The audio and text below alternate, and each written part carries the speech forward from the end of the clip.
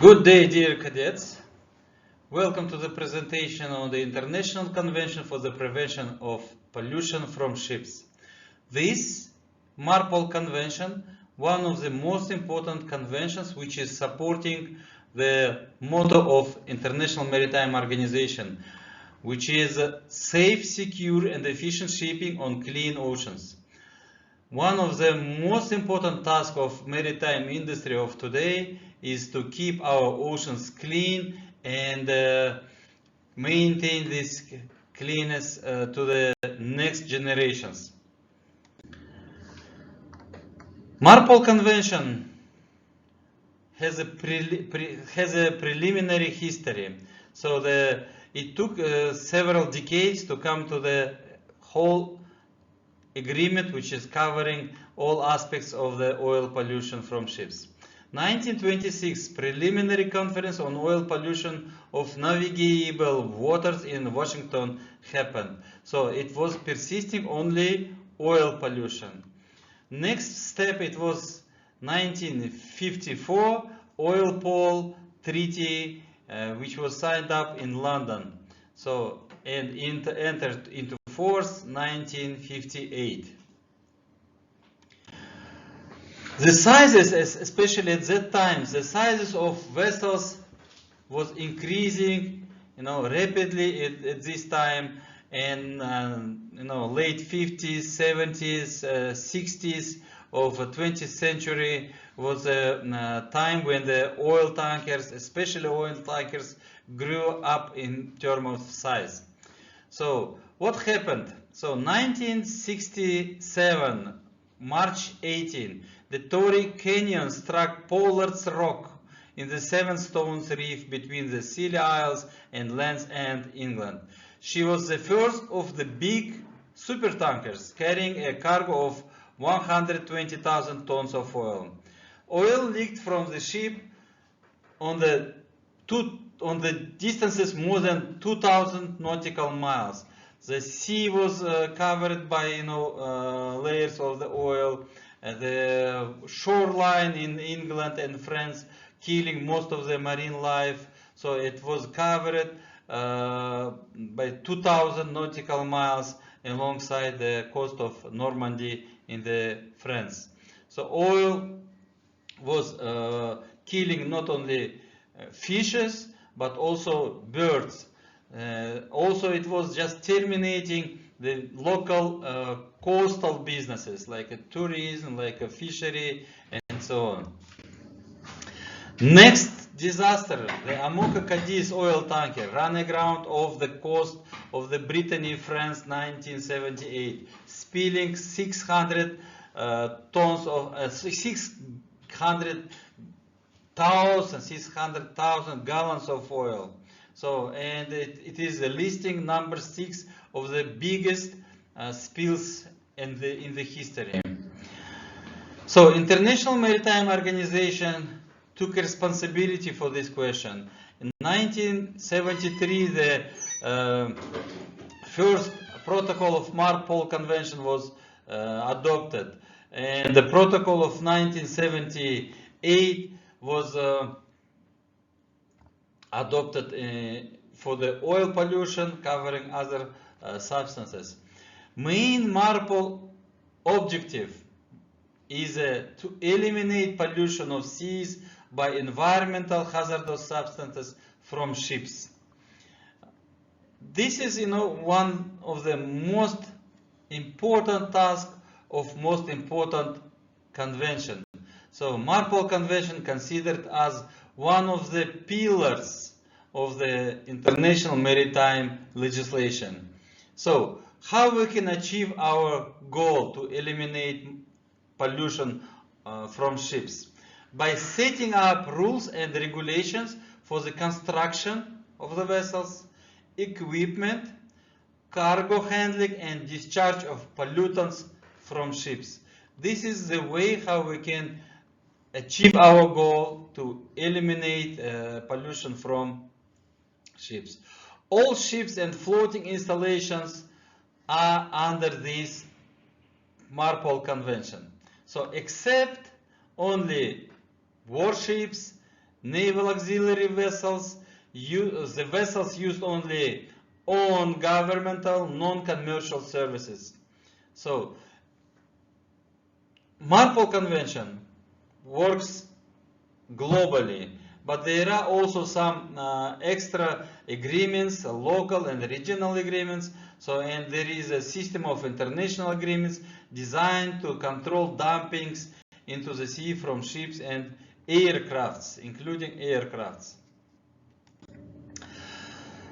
This document from 1973, from 1978, still a live document. So it has several amendments, and some amendments even right now on the way to be implemented to the convention. The convention may be amended after its consideration by IMO or by the conference taken by IMO. So what is a subdivision of IMO is responsible for Marpol Convention? Of course, it's obvious. It's one of the main department of IMO is Marine Environmental Protection Committee, so-called MEPS, Important Committee of International Maritime Organization. So environmental updates coming all the way because the technologies, because the informational technologies are developing, new developments in maritime measures to protect the world environment. So IMO and maritime industry has run together with the technical progress.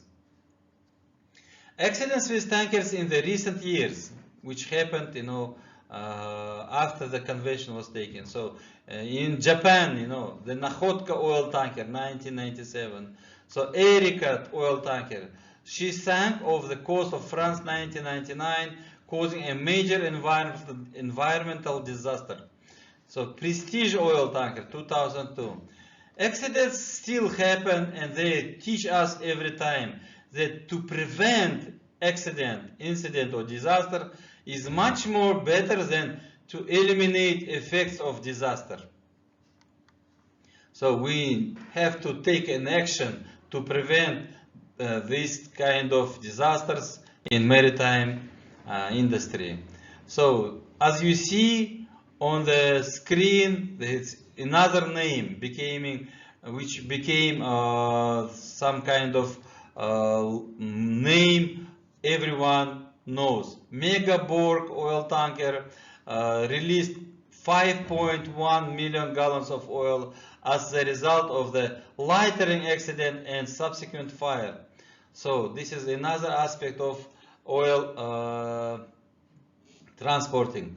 The incident occurred 60 nautical miles southeast of Galveston, Texas, 1990.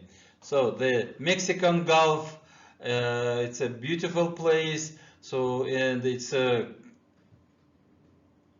populated with millions and millions of people around, and you can imagine how it was affecting the local, maritime industries. Exxon Valdez, yes, one of another super tanker at the time. So March 23, 1989, grounded at Prince William Sound, Alaska. It's a North America and Alaska state. Spilled 50,000 ton crude oil into the sea. So on the picture you can see how the oil is affecting the coastline. So, and this coastline is used to be very green, very populated, densely populated by birds, by other species. And it's only, only some small group of people which was working on the cleaning of the coastal area. So the Alaska suffered up to more than 20, almost 30 years out of this Exxon Valdez disaster. So it was cleaning, and it took, you can imagine how much resources, from the human resources, time resources, financial resources also. United States by itself took the legislation. It's a unilateral legislation, Oil Pollution Act, so OPA 90. So, and for oil tankers in United States waters.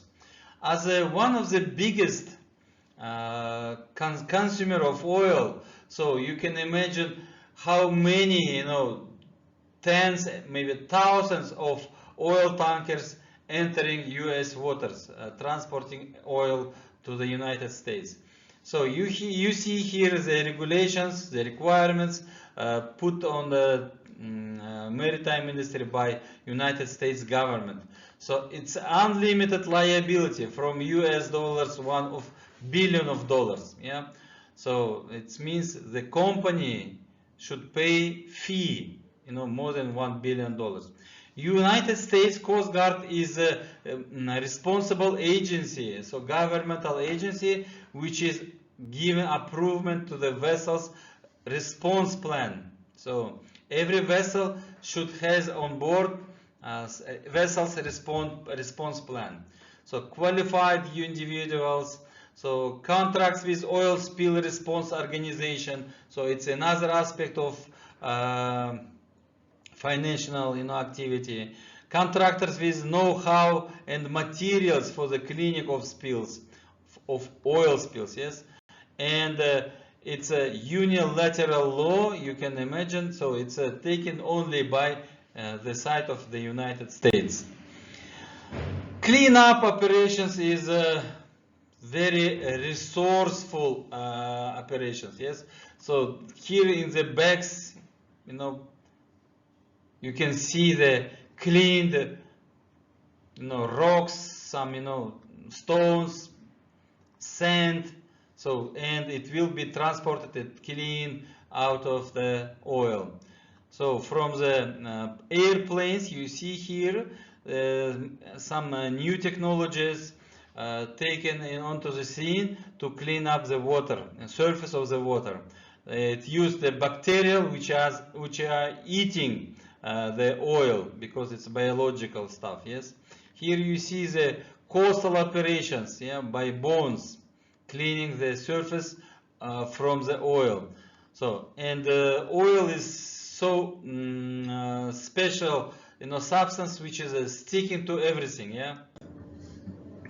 So, double hull tankers. So, after these disasters, oil industry learned that there is very high demand to change the ship construction, the escape from the single hull tankers industry. And double hull amendments 1992 made it impossible to use a single bottom hull for the transportation of oil. So in nowadays, double hull, double side oil tankers only used for the transportation of oil. This is another disaster happened with Aegean Sea, 1992 in La Coruna, Spain. So 80,000 tons of crude oil was spilled into the sea. Especially at the beginning, this oil with fire was, just trying to get out of sea area from the sea surface by bombing, by the putting fire on it. But again, it's not easy task to clean ocean, to clean water out of oil pollution. So another example, Briar, so 1993, grounded at the Shetland Islands after contamination of the fuel with seawater. So this is huge amount of oil was spilled into the sea. All these disasters taught industry, taught maritime organization to make effective actions towards the task to prevent, to eliminate the pollution from ships. So the towing arrangements. So the previous disaster was very special because the vessel didn't ground, didn't collide with rocks or some coastal area by itself. So it was out of engine, because the engine consumed the diesel oil together with water, so they had a problem with engine, and then the oil tanker became only floating, yes, on the surface of the ocean, and by action of wind and the currents, it was just brought to the rocky area. So towing operations failed to escape this grounding, to save the vessel, and after this disaster, yes, the SOLAS convention was amended, and tankers more than 20,000 deadweight, so should be towing by bow and stern together. So not only from the stern only or from the bow only. So adequate, strong, looking at size of deadweight and bad weather conditions.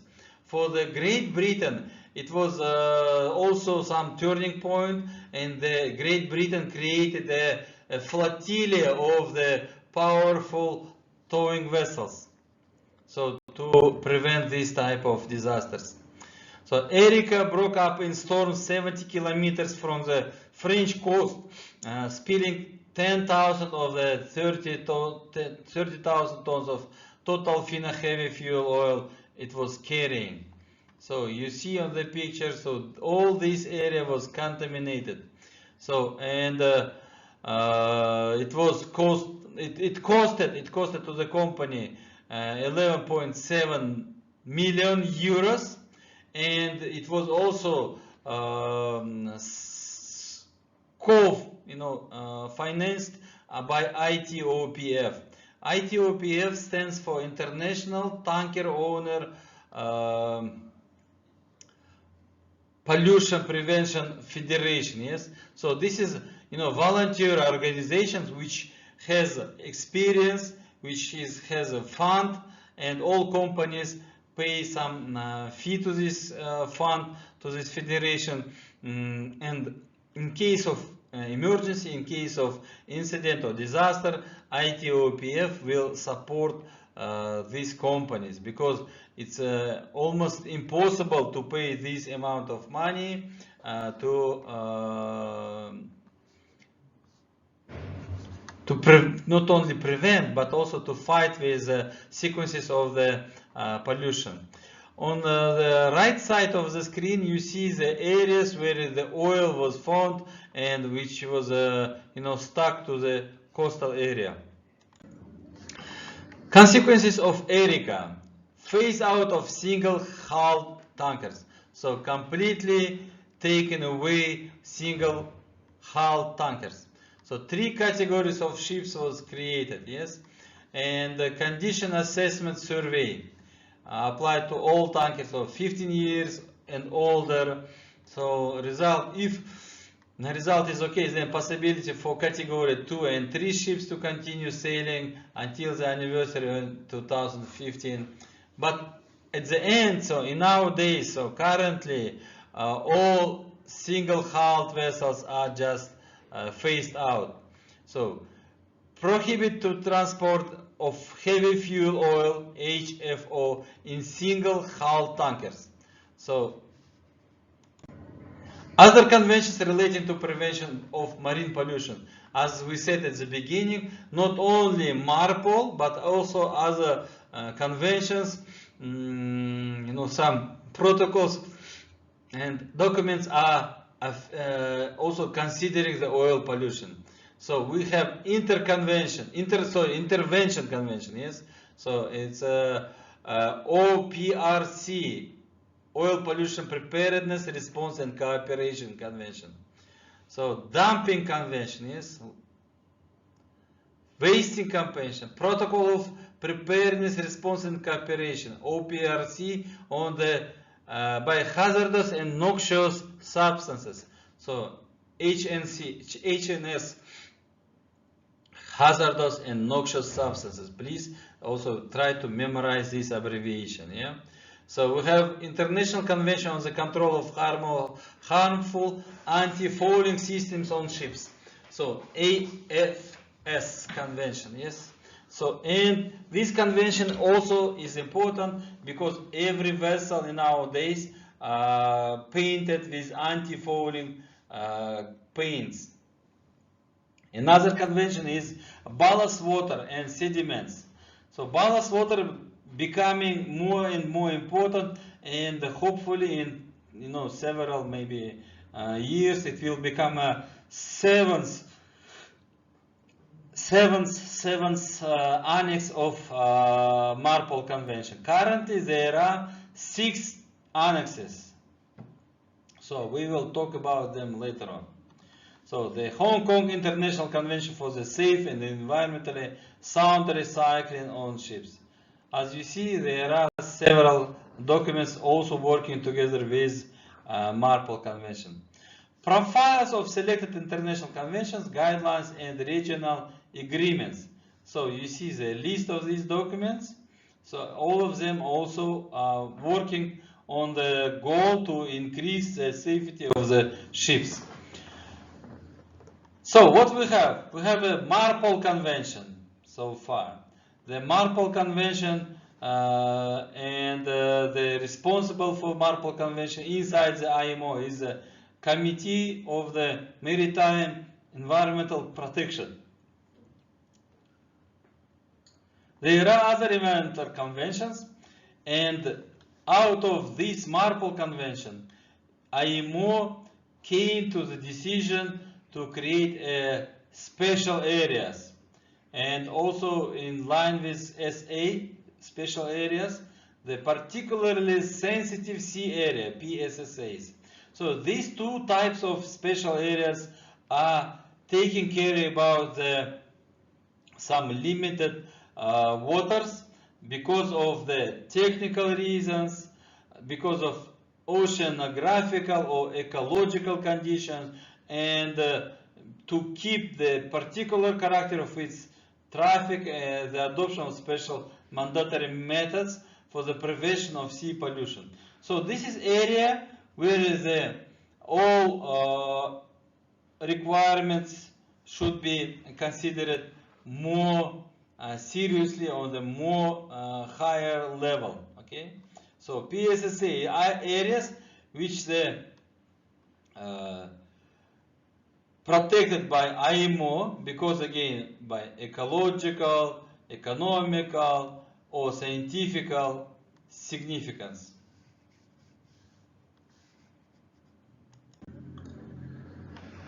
So what is structure of Marpol Convention? So before we talk about kind of reasons, the way how the Marpol was created, for what kind of purposes, and now we will talk about the convention itself. And there are 6 annexes. There are 6 annexes devoted to the several 6 different aspects of oil pollution from ships. Please memorize them at the beginning. So try to do it immediately. So Annex 1 is oil pollution prevention. Annex 2 is noxious liquid substances in bulk. So in bulk it means not packed, yes, not packed, not packaged. So Annex 3, harmful substances in packaged form. So it's the packaged form can be as big as a cisterna of 60,000 tons. Yeah, also can be. So Annex 4 is sewage. What is sewage? We will learn later on, and just wait a little bit. So Annex 5 is garbage management book, and garbage record book. Yes. So and also Annex 6 is Annex 6 about the air pollution prevention. So as I have said already, Annex 7 is coming, and it will be dedicated to the ballast waters. So numerical numbers of conventions we know already, okay? So Annex 1, regulations for the prevention of pollution by oil. So it's one of the most important annex, and we need to memorize it, learn it, and understand it. So prevention. So oil pollution, how we can prevent? We divide this task in two sides, two parts. Prevention during accidents and prevention during controlled discharge. Controlled discharge. So where we do controlled discharge? When we transfer the oil from the ship, from oil tanker, for example, to another vessel at the sea. Or when we discharge our cargo, which is oil, yes, heavy fuel oil or diesel oil, doesn't matter, to the reception facility on shore in the port. So this is one way, and first is the second. So the first was prevention during accidents. So even though the accidents are happening, even though that we know that sometimes we cannot prevent it, but anyway we have to have a plan, we have to act according to the plan, and do our best to escape from the fire. So tankers SOPEP. SOPEP stands for the Shipboard Oil Pollution Emergency Plan. So every vessel has SOPEP. Because again, every vessel has machinery, engine machine room department. So term special areas also you can find in Marpol Annex 1. Annex 2, regulation for the prevention of pollution by noxious liquid substances in bulk. As I said before, it's a huge amount, so it's transported in tank. Yes, there is no case, there is no cistern, there is no box or something else to transport outside of this box. So Annex 2, discharge only allowed to reception facilities under certain conditions, no discharge within 12 nautical miles, special areas also under the Annex 2, and noxious categories A to D. Yes, so it's A, B, C, D, E, F, G, H, K, L. Yes, so it's 10 noxious categories. Marpol Annex 3 is the regulations for the prevention of pollution by harmful substances carried by sea in packaged form. So this is very specific for the transportation of the dangerous goods, harmful substances. So the Annex 3 is regulating the requirements of standards on packaging, marking, labeling, stowage. So stowage requirements implemented through the International Maritime Dangerous Goods Code. So this is a very important document, IMDG code, and under the certificate of IMDG code, the vessel can transport dangerous and harmful substances. So without this certificate, the vessel is not allowed to transport any dangerous goods. Next annex of Marpol Convention is Annex 4, regulations for the prevention of pollution by sewage from ships. If we will consider the number of vessels sailing, at any moment of the day, so we find out that there are thousands and thousands vessels, small and big, the internationally and locally sailing vessels. So, and if you imagine how many sewage waters can be generated by every vessel, and if we imagine that this amount of polluted waters will be thrown to the ocean, to the sea waters, so you can imagine the result of this pollution. So, and this annex is not enforce technical disputes still on scene. But anyway, so the especially for the European Union, United States, and other developed countries, they follow these rules. And of course, if your vessel, your company owner want to make a business with these regulations, they have to comply with this annex. Annex 5 is the regulations for the prevention of pollution by garbage from ships. Same as a Annex 4, also it's applicable to the vessels carried out more than 15 persons on board. So, and of course, we will study every annex separately and much more deeper. So we will go to the requirements, to the all points of any annex. And here only we are discussing general, description of annexes. So different types of garbage and different distances from land for the disposal. Dumping of plastic completely is banned. So there is no permission to throw out of board from the vessels plastic stuff. Also addresses special areas. So what kind of instruments? It's a garbage management plan. So should be on board of the vessel. Segregated collection on board of the different types of garbage. Segregated reception facilities ashore. Limited discharge at sea. And GRB, garbage record book. Also is an official instrument to control the pollution by garbage. At the time, the Annex 6 was also adopted by IMO. So, and it's control of ozone depleting substances, nitrogen oxides, sulfur oxides, volatile organic compounds, etc. Establishment of SECA areas, SOx emission control areas, sulfur emission control areas, SECA areas. So, what we can say about this area, it's a designated area officially by the coordinate at sea. When you enter this area, you have to switch from the heavy fuel oil to the diesel, marine diesel oil. So, and it will decrease the black smoke going out from the funnels.